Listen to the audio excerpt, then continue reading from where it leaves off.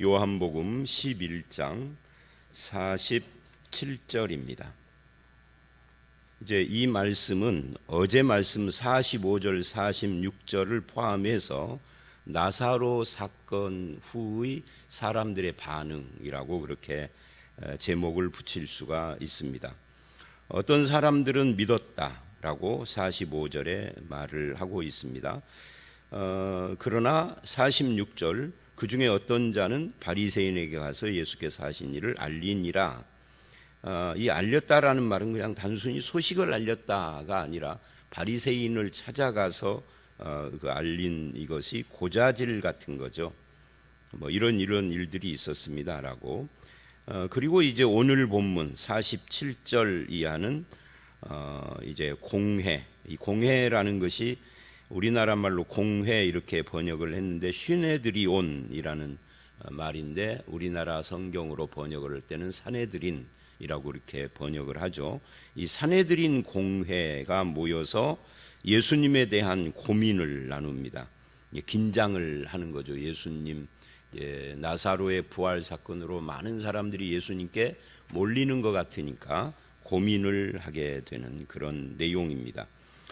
이 공회라는 것은 유대의 최고 의결기관이고 사법기관이고 그렇습니다. 그러니까 행정은 로마 총독이 중심으로 해서 로마가 하지만 그 외에 특히 재판 같은 것도 종교에 관련된 거라든지 뭐 이런 가벼운 것들은 다 이 산헤드린에서 감당을 하고 합니다. 그러니까 우리나라의 이 국회, 사법 뭐 이런 것들이 좀 혼합되어 있는 조금 묘한 그런 기관이죠. 그러니까 이게 로마의 식민 통치를 받고 있는 유대인들 중에서는 최고 기관인 거예요. 여기에는 주로 서기관, 장로, 제사장, 특히 대제사장 이런 사람들이 포함되어 있고 이들은 바리새인이나 이런 사람들도 그러니까 제사장은 사두개인 출신들이고 이 바리새인은 그 다른 완전히 종파가 다른 거죠. 그런 사람들이 모여 있는 그런 유대 최고 의결 기관입니다. 이 공회가 소집이 됐습니다. 예수님 때문에 소집된 의제는 이런 겁니다. 이 사람이 많은 표적을 행하니 이 예수님이 행하는 표적 때문에 소집이 된 거예요. 이 공회에는 그 중앙 기관이 있고 밑으로 각 지방으로 이렇게 가면서 하급 체제가 있다고 그래요. 그런데 이제 이들이 모여서 의논을 하게 됐습니다. 예수님의 표적, 이거는 예수 그리스도가 누구신가를 보여주는 표적이죠. 요한복음에서 우리가 쭉 1장부터 본 것처럼. 그러면 이들이 이제 주로 서기관, 장로, 제사장들이고 바리새인들이고 그러니까 다 종교와 관계된 사람들이에요. 그러면 이 유대교라고 하는 종교는 그 뿌리가 성경, 구약 성경이고 물론 이제 구약 성경도 모세오경만 믿는 파가 있고 뭐 구약 성경 전체를 믿는 파가 있고 또 자유주의파, 이 사두개파죠.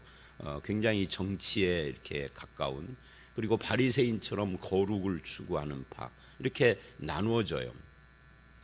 그러나 어쨌든 간에 구약 성경에 뿌리를 두고 있기 때문에 이 종교의 궁극적인 목적이 어디에 있느냐, 목표가 어디에 있느냐 하면 메시아가 오는 거예요. 근데 메시아가 와서 메시아를 증명하는 표적들을 행하는데 이것 때문에 모였어요. 그럼 모였으면은 뭘 의논을 해야 되느냐면 이분이 하는 표적이 성경에서 말하는 그 메시아를 보여주는 것이냐 아니냐. 만약에 메시아를 가리키는 것이라고 하면 우리가 그분을 찾아가서 뭐 이렇게 이야기를 해야 하는데 그런 것이 아닙니다. 표적을 행하니 어떻게 해야 하느냐. 여기까지는 뭐 표적을 행하니 그 다음에 이제 48절이 이들의 속마음이죠. 만일 그대로 두면 모든 사람이 그를 믿을 것이요. 그리고 로마인들이 와서 우리 땅과 민족을 빼앗아 가리라. 자, 이 두 가지인데요. 이 두 가지는 한 가지입니다.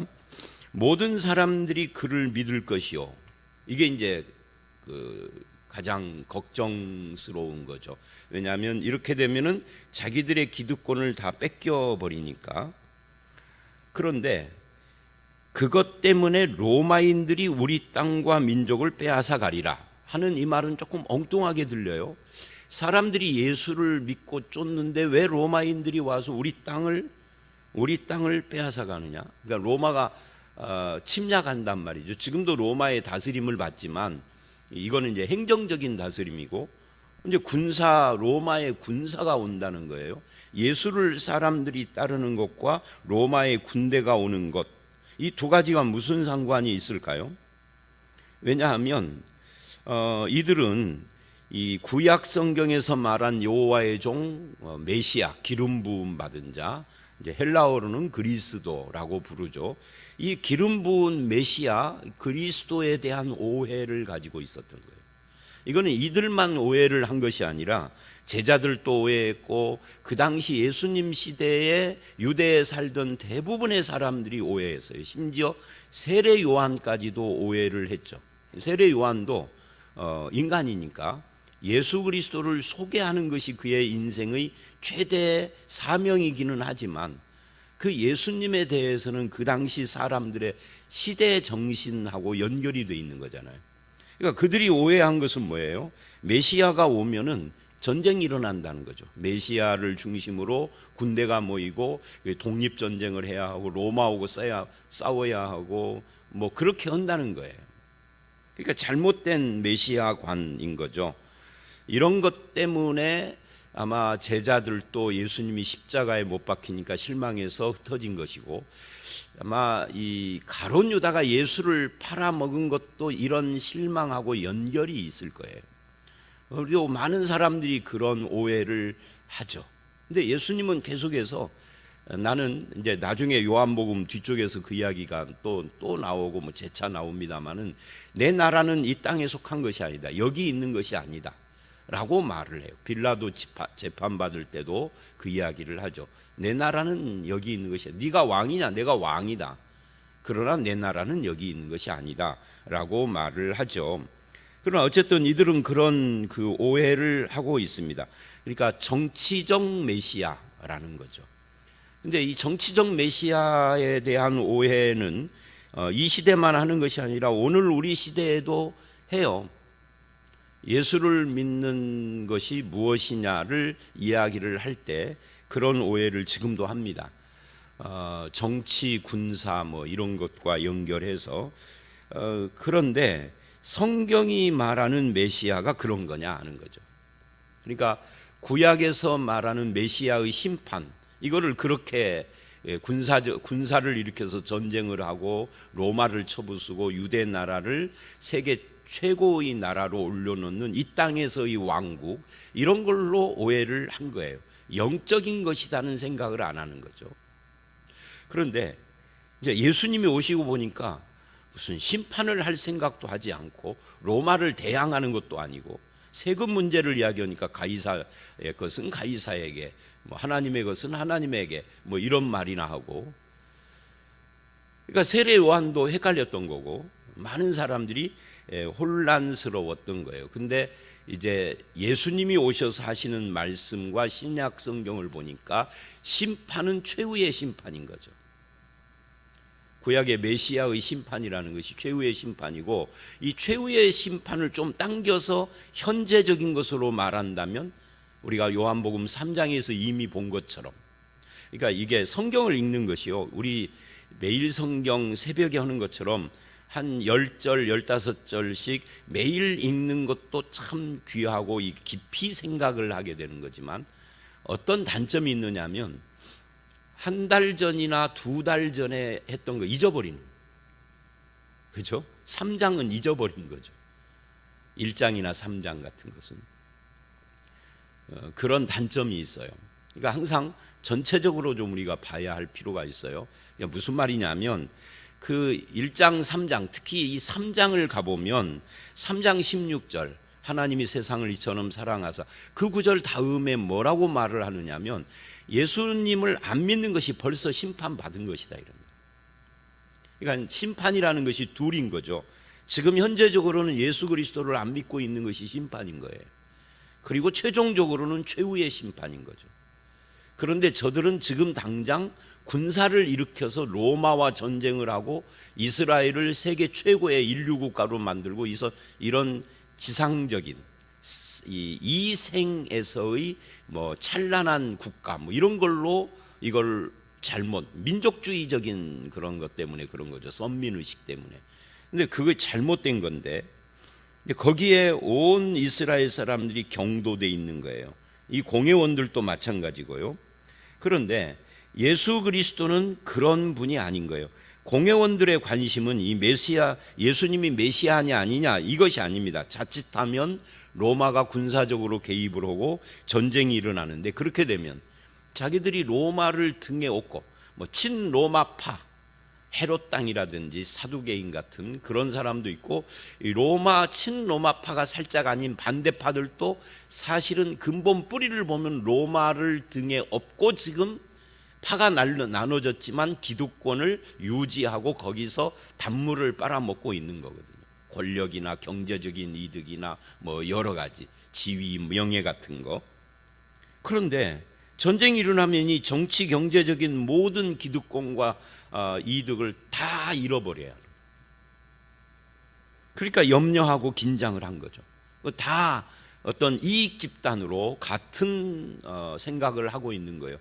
종파는 다르지만. 어쩌면 오늘 우리들도 마찬가지입니다. 예수 그리스도를 믿는 것이 나에게 주는 이득, 이런 것 때문에 교회를 다니는 사람도 있고, 또는 예수님을 바르게 믿으려고 생각을 하니 그 바르게 믿는다는 것 때문에 내가 손해볼 것이 있어서 살짝 그것을 바른 길에서 살짝, 많이 하면 편하니까 살짝만 튼 사람들도 참 많다고 봐요. 자, 어쨌든 지켜야 할 기득권 때문에 예수님과 예수님의 말씀에 대해서 순수한 믿음을 가질 수 없는 이 사람들은 불쌍한 사람들입니다. 어리석은 사람이기도 하고요. 나의 이익이나 계산과 맞지 않으면 예수님을 온전하게 안 믿고 살짝 뭐를 얹어놓거나 방향을 살짝 비틀거나 하는 이런 신앙 가진 거, 이거 굉장히 무서운 것입니다. 이게 이단처럼 완전히 다르면은 표라도 나요. 근데 요건 표가 안 나거든요. 교회 안에 있고. 그래서 자기가 구원과 먼 것에 대해서 둔감하죠. 나는 구원 받았다 그러는 거죠. 사실은 구원이 아닌데. 근데 이런 부분들을 우리도 체크를 해야 돼요. 우리는 뭐 공의원도 아니고 우리가 뭐 정치적으로 뭐가 연결된 사람들이 아니지만, 그러나 적용적으로 보면 우리들도 이런 유혹이 있을 수 있습니다. 예수 믿는 것에 대해서 이익 계산을 하고 있는 거죠. 어떤 것이 나에게 유리한가, 어떻게 믿는 것이. 가끔 그런 사람들이 가끔 어쩌다가 있어요.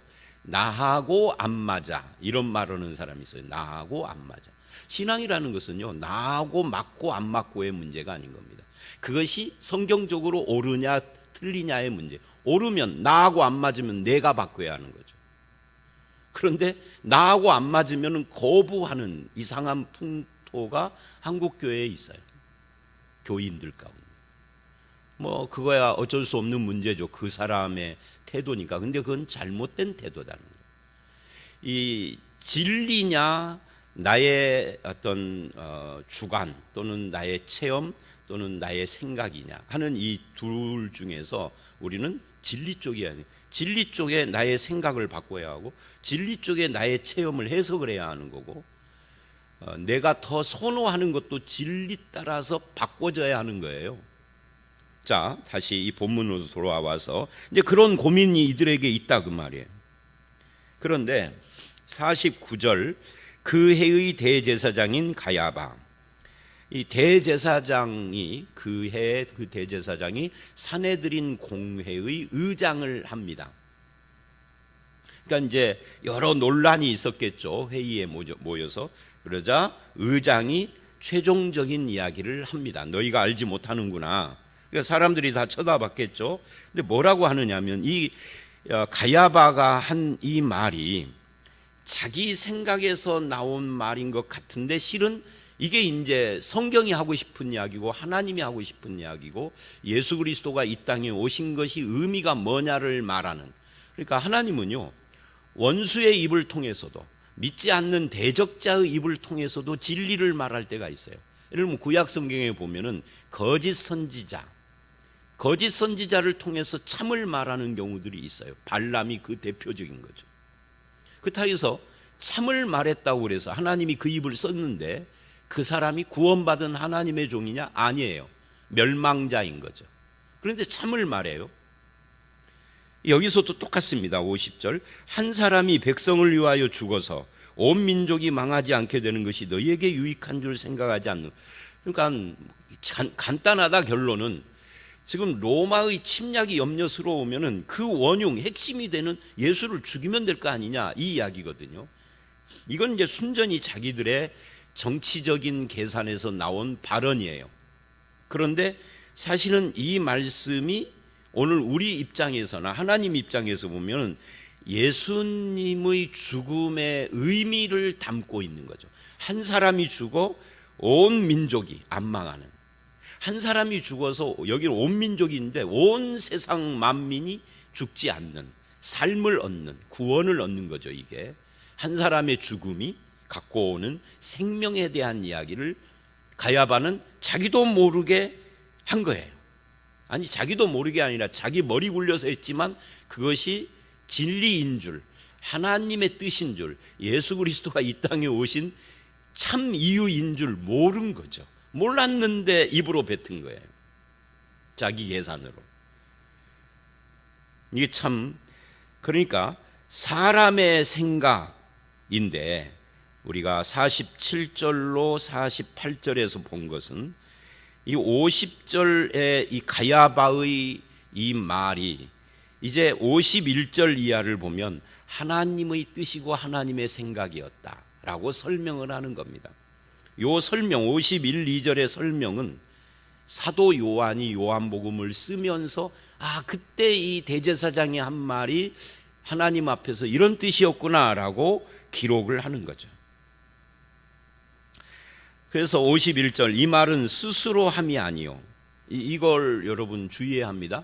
스스로 한 말입니다. 스스로 한 말이에요.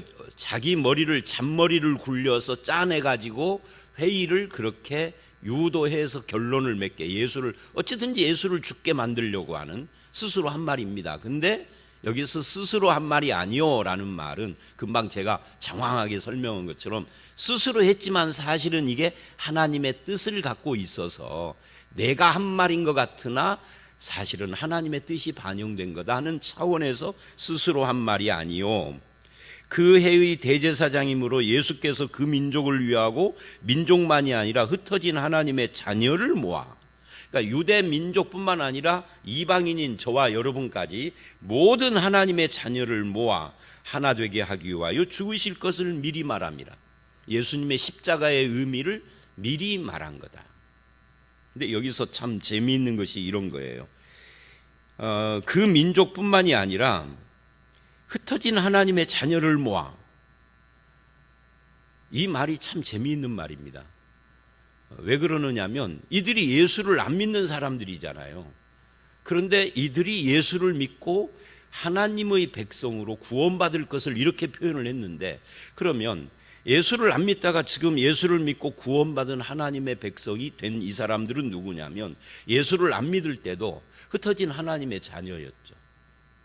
그래서 이제 누가복음 같은 데는 이걸 뭐라고 표현을 하느냐면 잃어버린 자라고 표현을 하는 겁니다.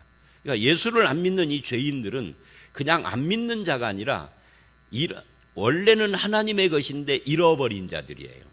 잃어버린 자를 찾으러 오신 것이 예수님이다. 그러니까 안 믿는 사람 중에도 하나님이 택한 백성이 있는 거죠. 근데 이런 것 때문에 이제 신학, 교리 이런 쪽으로 가면 예수님이 우리를 구원하신 거, 하나님이 우리를 구원하신 거 누가 구원받느냐는 그런 어떤 논쟁이 나오는 겁니다. 아무나 믿으면 구원받는 것이 아니라 지금 요한복음은 1장서부터 계속 무슨 말을 했어요? 위로부터 난 자가 예수님을 믿고 그 자녀가 된다. 1장 12, 13절. 그죠? 뭐 그런 이야기들을 많이 하는데 또 뚜렷이 기억나는 것 중에 제가 자주 그 인용하는 구절입니다. 요한복음 6장 37절서부터 48절. 그 긴 구절을 보면 뭘 말을 해요? 아버지께서 보내주지 않으면 나에게 올 자가 없고 아버지께서 보내준 자가 나에게 오고 나를 믿는데 나를 믿는 자는 내가 잃어버리지 않는다. 이렇게 말을 해요. 죽어도 다시 살리리라. 마지막 날에 다시 살리리라. 이걸 한 번만 하는 것이 아니라 계속 반복하는 거예요. 요한복음 10장에는 양 이야기를 하고요. 내 양은 내 음성을 듣고 그런 이야기들을 계속 이 요한복음이 강조를 해요. 누가 믿는 자이냐. 여기서도 유사한 이야기가 나오는 겁니다. 흩어진 하나님의 자녀를 모은다는 것이 구원인데 근데 모으기 전에 흩어진 하나님의 자녀 그냥 아무나 모은 것이 아닌 거죠. 어쨌든 그렇게 하기 위하여 죽으실 것을 미리 말합니다. 자기도 모르게 그 말을 한 거다. 그래서 스스로 말함이 아니오라고 한 거예요. 이런 의미가 담겨져 있는지 본인은 모른단 말이죠. 본인은 어떻게 해서든지 기득권을 지키려고 하는 차원에서 예수 죽이자고 했는데 예수의 죽음이 갖고 있는 의미는 몰랐다 하는 이야기. 이건 하나님의 뜻인 거죠. 안 믿는 자, 예수를 대적하는 자의 입을 통해서 예수님의 죽음의 의미, 이 구속의 역사를 드러내고 계시는 하나님. 그래서 하나님은 모든 사람을 통치하는 만왕의 왕이시고 심지어 그 모든 사람 중에는 안 믿는 사람들도 포함되고 그들의 마음의 생각까지도 다 하나님의 통치 아래 있다라는 것을 알 수가 있습니다. 이 기회주의적인 이 가야바의 말이 하나님의 구속의 역사를 이루는 애언으로 사용이 된 거죠. 흩어진 하나님의 자녀 이런 표현도 스가랴서 같은데 근거를 둔 구약 성경에 스가랴 13장 7절로 9절 같은데 근거를 둔 그런 표현입니다. 아브라함의 약속이 이렇게 성취가 되어져서 하나님의 교회를 세워가는 거죠. 그를 모아서라고 하는 이 표현 하나가 되게 하기 위하여 이런 건 이제 에베소서에 보면은 교회가 바로 이방인과 유대인들이 예수 그리스도 안에서 하나가 돼서 하나님께 함께 나아가는 공동체를 이룰 것에 대한 이야기니까 이 52절이 짧지만 예수의 죽음의 의미 그리고 누가 구원받을 것인가 구원받은 자들의 그 모습이 뭘까 하는 교회에 대한 이야기까지 짧은 구절에 싹 들어가 있는 거예요. 자, 여기까지가 그 다음 53절. 그래서 이때부터 예수를 죽이려고 모의를 시작을 했다. 여기까지가 문단입니다. 47절서부터 53절. 그리고 이제 54절 이하의 말씀이죠. 여기서는 이제 6월절을 강조를 합니다. 54절. 예수께서 다시 유대인 가운데 드러나게 다니지 아니하고 거기를 떠나 빈들 가까운 곳인 에브라임이라는 동네에 가서 제자들과 함께 거기 머물렀다. 빈들 가까운 곳으로 물러나신 예수님. 이 성경을 보면은요, 예수님이 물러나셨다 또는 숨으셨다, 피했다 이런 표현들이 몇 군데 나와요. 우리들 가운데 성격 따라서 어떤 사람은 피했다, 물러났다 이런 걸 성격적으로 못 받아들이는 분들이 있어요. 뭐 하나님을 믿는 사람이 그래서 신앙을 배짱으로 착각하는 분들이 있어요. 저도 20대 초반에는 신앙이 배짱인 줄 알았어요. 그러니까 자기가 다니던 교회의 분위기하고 신앙이 이렇게 어떤 연결점을 갖는 거거든요. 제가 다녔던 교회는 그런 분위기였어요. 신앙은 배짱인 것처럼. 언제든지 죽으면 죽으리라 하고 배짱으로 밀어붙이는 것이 신앙이다. 근데 신앙은 그런 건 아니에요. 그런 생각을 가지고 예수님의 행동을 보면 이해가 안 되는 거예요. 왜 피하지? 왜 숨지? 왜 도망가셨지? 8장 같은 데는 도망가셨다고 그러잖아요. 숨었다, 도망갔다. 또 요한복음 6장에서도 도망가셨다고 그러고 거기는 뭐 핍박이 아니라 뭐 오해를 해서 왕 삼으려고 하니까 그런 경우가 굉장히 많습니다. 공간복음에도 나오고 근데 왜 그랬느냐 하는 거예요. 왜 여기서 예수님께서 빈들로 가서 유대에 가까이 오지 않았느냐 하는 거예요. 그런데 55절을 보면 6월절이 가까움에 라고 해요.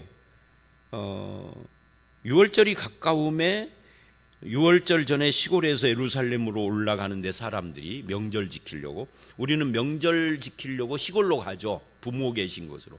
우리나라 명절은 부모 중심이에요. 근데 이스라엘은 명절이 성전 중심입니다. 그래서 명절에는 다 예루살렘으로 가는 거예요. 1년에 3번 있는 큰 명절 중에 한 번은 가야 해요. 예수를 찾습니다. 그가 명절에 오지 아니하셨느냐? 그런데 이제 내일 말씀인 12장을 가면 6월절 엿새 전에, 그러니까 약 일주일 전이죠. 예수님이 유대에 와 계세요. 자, 54절에는 예수님이 빈들 가까운 에브라임 동네에면은 유대 위쪽에 있는 사마리아 쪽, 그거죠. 갈릴리 방향으로 그쪽이거든요. 그런데 6월절 때는 오셨어요. 왜 숨으셨다가 왜 오시고 그러느냐? 왜 피하시느냐? 왜 도망가셨느냐? 왜 산으로 우리는 이제 산으로 가셨다 이런 표현도 공강복음에 나와요. 요한복음이 아니라. 그거 가지고 새벽 기도의 정당성 이런 거 말을 하는데 그거는 아니에요. 어쩌다가 한 번 가셨다. 이렇게 밤이 맞도록 기도했다. 뭐 이런 말이 성경에 한두 번 나와요. 그건 매일 새벽에 기도했다가 아니라 그때만 한 번 그랬다는 이야기예요. 그건 새벽 기도의 근거가 아니에요. 새벽 기도의 근거는 성경에 딱히 정확하게는 없습니다. 다만 새벽 기도라는 전통이 우리 한국 교회에 참 소중한 것이죠. 새벽 기도가 아니면 우리가 언제 기도해요? 언제 이렇게 성경을 봐요? 새벽 기도는 좋은 건데 그걸 굳이 예수님이 뭐 새벽에 기도했다 이 구절을 끌어다가 예수님은 매일 새벽에 기도한 것처럼 그렇게 뭐라고 표현해야 돼요? 거짓말? 왜곡? 이렇게 하면 안 돼요.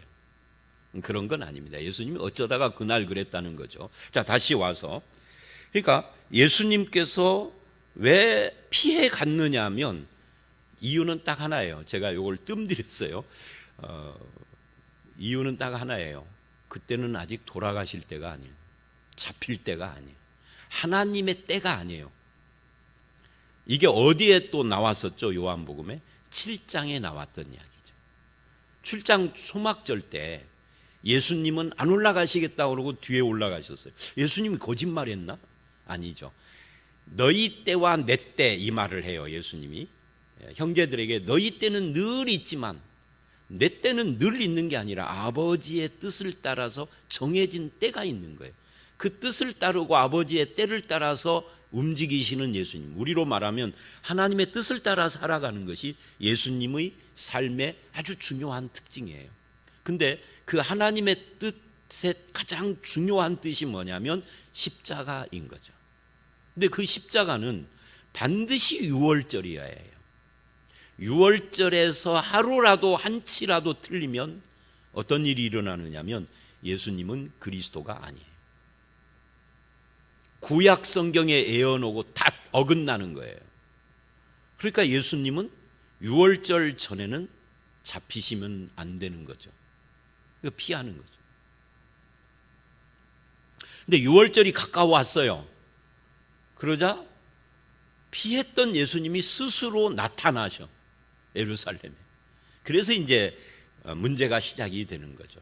이제 내일 말씀인 12장이 전반부의 끝이라고 여러 번 말씀드렸는데, 그래서 13장서부터는 6월절 바로 코앞에서 일어나는 일들을 쭉 기록을 하는 겁니다. 요한복음의 나머지 2분의 1이.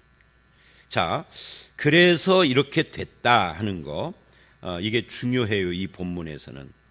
그런데 57절에 그가 명절에 오지 아니하였느냐 아니하겠느냐 하고 사람들이 수군거리는데, 그러는 이유는 대제사장 바리새인들, 즉 산헤드린에서 예수 있는 곳을 알거든 신고하여 잡게 하라 해서 이들이 그 사내들인 공회에 동조해서 지금 예수님을 믿으려고 그러는 것이 아니라 그랬다라는 걸로 마무리를 했습니다. 뭐 그냥 그건 어떤 정보 차원이고요. 자, 오늘 말씀 여기까지입니다. 47절부터 53절, 여기는 핵심이 50절입니다. 사람의 생각과 계획, 거기에 하나님의 뜻과 계획, 이 둘이 이렇게 충돌이라기보다는 하나님의 뜻이 사람의 생각을 사용하고 있는 그런 모습이고요. 54절 이하는 예수님이 피하시는 이유와 그러나 다시 오시는 이유가 하나님의 뜻과 때를 따라서 움직이시는 그런 모습이다. 우리도 하나님의 뜻을 따라 하나님의 때를 따라 살아가는 자들이고, 우리는 예수님처럼 하나님의 뜻과 때를 100% 완전하게 아는 자는 아니지만, 그러나 하나님의 뜻과 때가 있다 하는 믿음을 가지고 살아야 한다는 거죠. 그렇게 살아가시며 예수님의 죽음이 저와 여러분의 구원이 된 것을 감사하며 살아가는 저와 여러분 되시기를 주의 이름으로 축원합니다. 함께 기도하겠습니다. 하나님, 사람들은 예수 그리스도를 놓고 자기의 이익을 계산하기에 바쁘고, 또 그런 차원에서 한 사람이 죽어 모든 민족이 망하지 않고 유익을 얻는 것이다라고 예수를 죽이려는 모의를 하지만, 그것조차도 하나님의 뜻 가운데서 나온 것이요, 예수 그리스도가 이 땅에 오신 그 의미를 성취하는 것임을 알았습니다. 예수님의 죽음을 통해서 죄인인 우리가 하나님의 구원을 받아 하나님의 백성이 되어진 것이 얼마나 큰 주님의 은혜요 복인지 깨닫게 하시고, 우리가 그런 주님에 대한 믿음으로 살아가게 하여 주시옵소서. 예수님처럼 하나님의 뜻과 때를 따라서 살기를 원합니다. 내 인생의 모든 것이 하나님의 때에 맞추어서 하나님의 뜻에 순종하며 주님과 늘 가까이 하는 그런 삶이 되게 하여 주시옵소서. 예수님 이름으로 기도드렸사옵나이다. 아멘.